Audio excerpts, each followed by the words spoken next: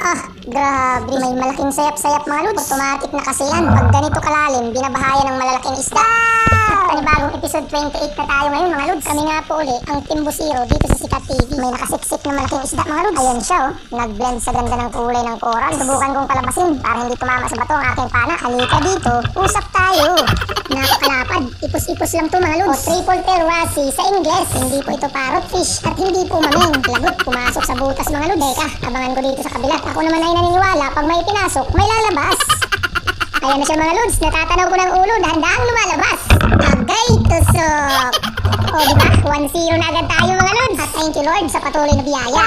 Kaya para sa'yo, ang isda na to, Idol Ray, Wensky, Yahoo G. Mga lods,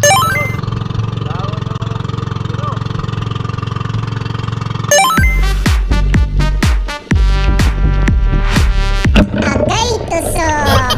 Kambing lang pang paksiw mga lods. Ang daming isda talaga. Thank you Lord. Wow! Grabe. Malaking isda. Nakasiksik mga lods. Dahan-dahanin lang natin para sure bull. Agay, tusok.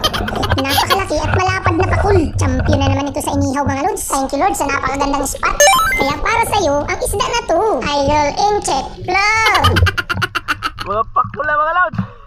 Sunod, narating ko naman itong malaking bato mga lods. Ang ganda dito, para ka lang namamasyal sa pan. Mas maganda pa, kasi natural ang lahat.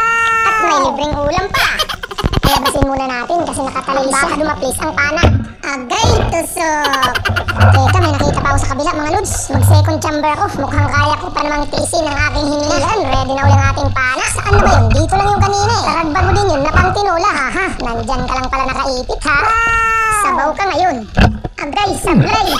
Hindi naman ako ang hari ang sablay. Sayang yun, di bale, meron tayong isa mga lods. Kaya para sa'yo, ang isda na to, Idol Basti Abmilas. Wow! Grabe, malayo pa, naamoy ko ng kambing mga lods. Nagtataka lang talaga ako, kasi ang sungay nito nasa ilalim ng uso.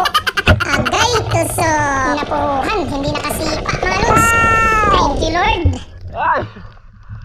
Watibunga na mga lods. At sa banda roon nga, narating ko na mga lods. Eto na yun, napakalaking bato. May kuweba sa ilalim at mukhang may laman mga lods. Nakikita nyo ba yan? Pagpapalang linaw na naman. Agay, tusok. Grabe, napakalaking cuttlefish mga lods. Thank you Lord. Hindi natin napuruhan. Ang lakas, nagpupumiglas talaga at nagdala pa nga ng bato. Hindi siguro ito updated sa ating mga vlog kasi lagi ko namang pinapaalala na wag gumamit ng bato dahil masisira ang buhay mo. Ayan, ulam ka tuloy ngayon. Panghilod lang ang bato ha. Idol Kakashi, Krasasyo. Wow! Tuloy natin ang kwento mga lods. Ay mga lods, daras na bataw. Woo! Kabuangan. Abangan niyo po sa part 2. Salamat!